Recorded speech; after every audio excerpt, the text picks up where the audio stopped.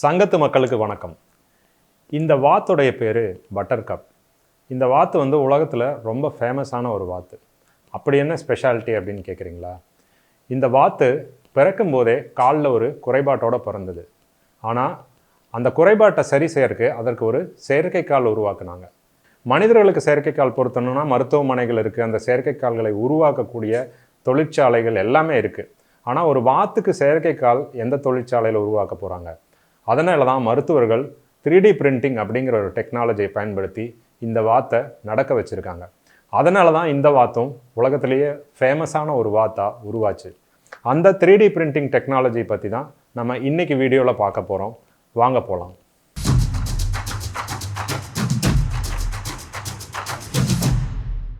பிரிண்டிங்னா என்னன்னு நமக்கு எல்லாருக்குமே தெரியும். காகிதத்தில் எழுத்துக்களை வந்து அச்சடிக்கிறது.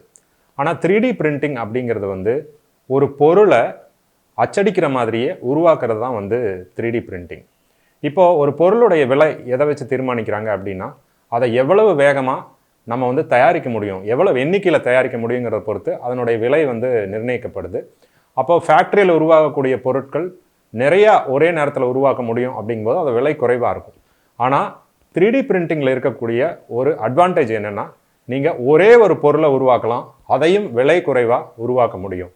அது மட்டும் இல்லை, ஒரே ஒரு 3D பிரிண்டரை வச்சுக்கிட்டு நீங்கள் வந்து எத்தனை பொருட்களை வேணாலும் உருவாக்க முடியும். உதாரணத்துக்கு 2011 கைபா அப்படிங்கிற ஒரு குழந்தை வந்து சுவாச குழாய் குறைபாட்டோட பிறக்குது. அது வந்து ரொம்ப அபூர்வமான ஒரு வியாதி. அந்த சுவாச குழாய் எப்படி இருக்குன்னா, ஒரு காற்று போன சைக்கிள் டியூப் மாதிரி காற்று உள்ளே போக முடியாத அளவுக்கு பலவீனமாக இருந்திருக்கு. அதனால் ஆக்சிஜன் குறைபாடு ஏற்பட்டு இந்த குழந்தை வந்து தினமும் கோமா ஸ்டேஜுக்கு போகிற ஒரு கண்டிஷன் அது. அப்போ இந்த மருத்துவர்கள் என்ன முடிவு பண்ணுறாங்க, அந்த குழந்தையுடைய சுவாச குழாயில் ஒரு ஸ்டென்ட் மாதிரி ஒரு பைப் ஒன்று வச்சா அந்த சைக்கிள் டியூப் மாதிரி பலவீனமாக இருக்கிற அந்த குழாய் கொஞ்சம் பலம் கிடைக்கும் அப்படின்னு நினைக்கிறாங்க.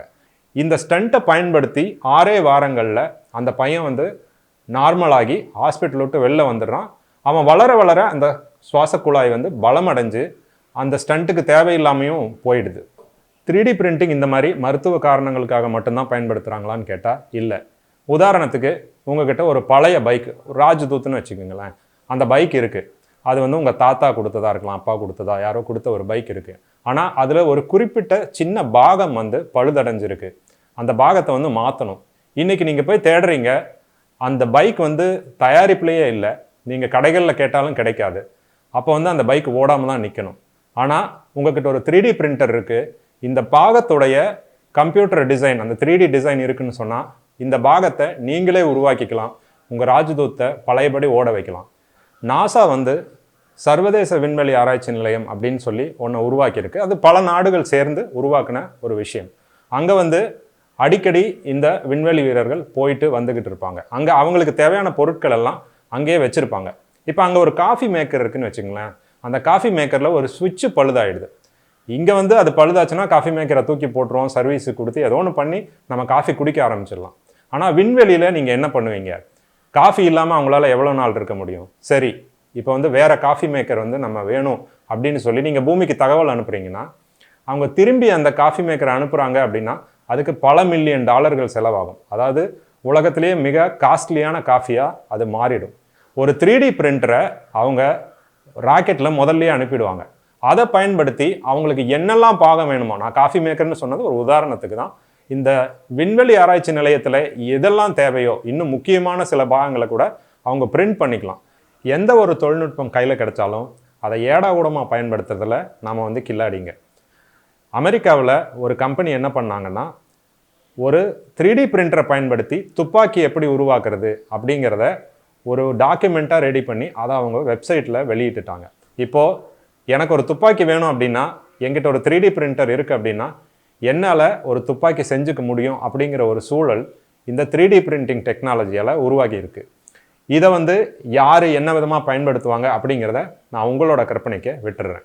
இந்த 3D பிரிண்டர்கள் இன்றைக்கி என்ன பண்ணுதுன்னா, மாடல்கள் இல்லை, நிஜமான பில்டிங்கையே 3D பிரிண்டிங் மூலமாக இப்போ உருவாக்குற தொழில்நுட்பங்கள் வந்துடுச்சு. அது வந்ததுக்கப்புறம் நீங்கள் எந்த மாதிரியான ஷேப்லையும் எப்படியான பில்டிங்கையும் உருவாக்க முடியும். ஒரு சில நாட்கள்லேயே ஒரு பெரிய பில்டிங்கை கட்டி முடிச்சிட முடியும். இது வந்து ஏற்கனவே செஞ்சிட்ருக்காங்க. இது இனிமே தான் வரப்போகுதுன்னு இல்லை, ஏற்கனவே செஞ்சிட்ருக்காங்க. இன்னும் கொஞ்ச நாளில் 3D பிரிண்டிங் முறையில் தான் பல கட்டிடங்கள் உருவாக்கப்படும் அப்படின்னு நான் கண்டிப்பாக நம்புகிறேன். இப்போ 3D பிரிண்டிங்கில் நீங்கள் பிளாஸ்டிக்கையோ உலோகத்தையோ பயன்படுத்தி ஒரு பொருளை உருவாக்குறீங்க.